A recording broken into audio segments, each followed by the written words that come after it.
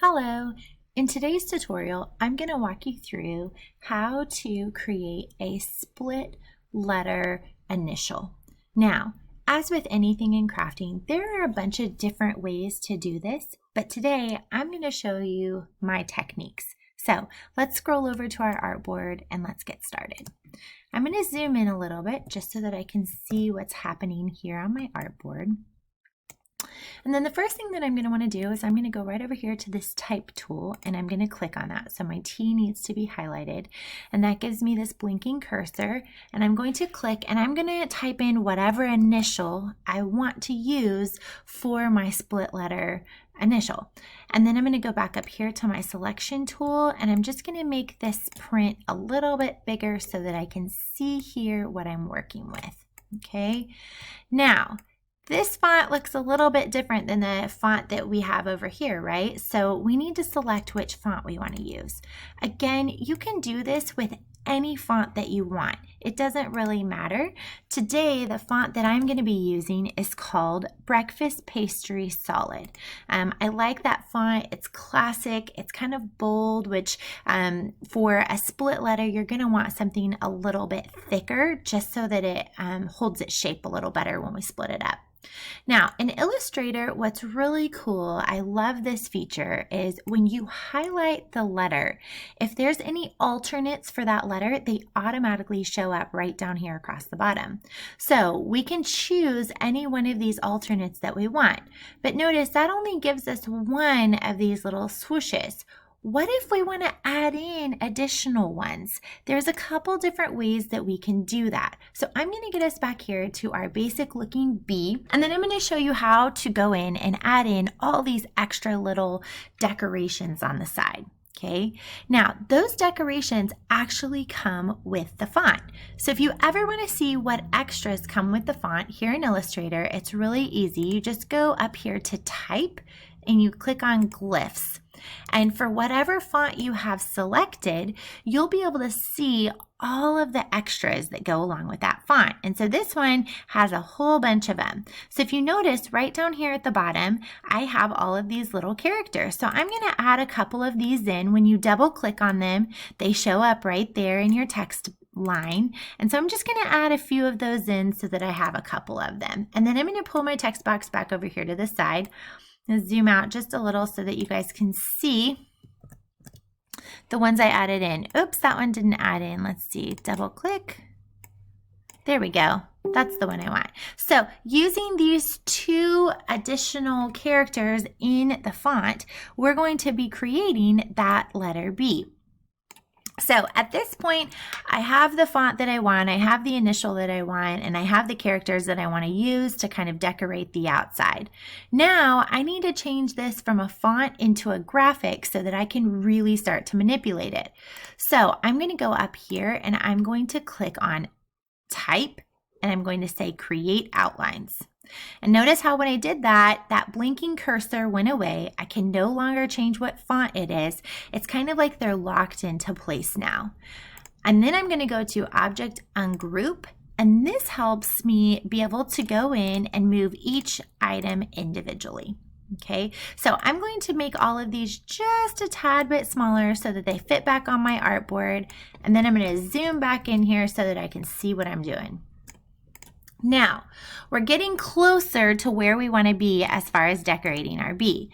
The next step that we need to do before we actually decorate the B with all of these extra decorations and characters is we need to split that B up. We need to divide it up. So the way that I'm going to do that is I'm going to go right over here to my shapes and I'm going to click on Rectangle tool. And I'm going to draw a rectangle right across the middle of my B. Now, I'm going to go over here and I'm going to change the color of my rectangle to white. This helps give me an idea of what it's going to look like. It's not there yet, but it just helps me visualize, okay, once I go through with this, this is what my B is going to look like. So once you have it, the right spacing, you can kind of envision, okay, this is what I want. I'm liking what it's looking like. Now what you're going to do is you're going to select the rectangle and you're going to select the letter B behind it. You have to have two objects selected. And we're going to go right over here to our Pathfinder tool and we're going to minus the front. And now our rectangle is gone and those inside sections of the B have disappeared. So it's starting to look a little more like a split letter, right? Now comes the fun part. We get to add in all these extra decorations.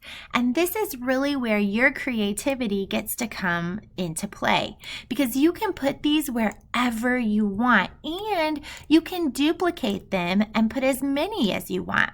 What's really cool in Illustrator is that I don't have to control copy, control paste every single time. If I want this exact object duplicated, all I have to do is hold down the Alt key and see how I got a black arrow and a white arrow? If I click and drag, now I have that same exact design over here as well. I love that feature because it makes projects like this super easy.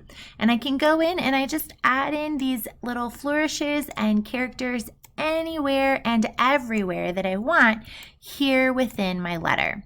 Now, if I want to angle them a little bit, when you put your mouse over at the corner of the object you have selected, it'll kind of turn to a curve, and that's how you can angle it to a different direction. Okay, so now I'm just going to place these kind of around the design, around the B to different places. Now, what if I want them facing the other direction? Because look, if I were to copy this and put that on that side, it looks kind of weird, right? So the way that I do that is I'm going to right click and I'm going to say transform and I'm going to say reflect. And I can reflect horizontally and I can preview so I can see what it looks like. Or I can reflect it vertically and notice how it flipped it the opposite direction. And then I can click OK. And now I've got another object over here on this side, but it's facing the way that I want. And so I'm just going to add some of these in down here. I'm going to put a couple down here, and you can make them different sizes. Remember though, when we resize these items, you want to always hold down the Shift key as you're dragging them in. If you don't hold down the Shift key as you're resizing, your object gets really disproportionate. So just that's a quick reminder to always hold down Shift as you are making things proportionately bigger.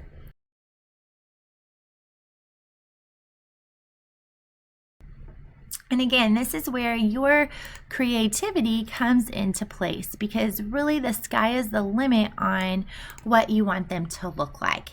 There is no right or wrong answer in this, and that's what I love about it so much. Now, at this point, our bee is looking pretty good. I'm liking the decorations. I'm feeling pretty good about it. But if we go to Control Y, this will show us all the areas that it's going to cut with our cutting machine. Well, we don't want it to cut all of these little individual spots. So I'm going to go back to my normal screen, Controller Command Y, and I need to union all of these items together. Okay, so I'm going to select everything. And then I'm going to go right over here to my Pathfinder tool and I'm going to click on Unite. And if you notice, when I click Unite, all those little blue lines are going to disappear. See? So now we are all one shape. I'll click on Control Y again. I'll check what does my outline look like, and now it's looking a lot cleaner. There's one last thing that I want to do on my design just to kind of give it that finishing touch is I'm going to create a line right here across the top and right here across the bottom. That just helps to give me a little bit of a more finished feel. So I just went over to my Shapes tool, I clicked on the rectangle again, and now I just drew a very skinny rectangle. I clicked and dragged, and that brought this rectangle up, and I'm going to duplicate, hold down the Alt key, and bring another one down here on the bottom. And then I've got to make it a little bit longer, so let me zoom in so that I can see the edge of it.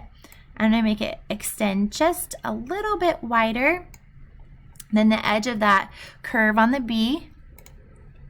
And then I want these to both be lined up here on the left hand side. So I'm going to go over here to my Align, Horizontal Align Left, I'm going to scoot them both over that way just a little bit. And there we go. That gives me kind of a finishing touch. But again, just like with all these little details on the side, we need to make sure all of this is one solid object. I don't want my cutting machine cutting each section of these individually. So I'm going to go back here to Pathfinder. I'm going to unite. I'm going to click on Control Y just again to double check what do all of my lines look like. It's nice and clean and united.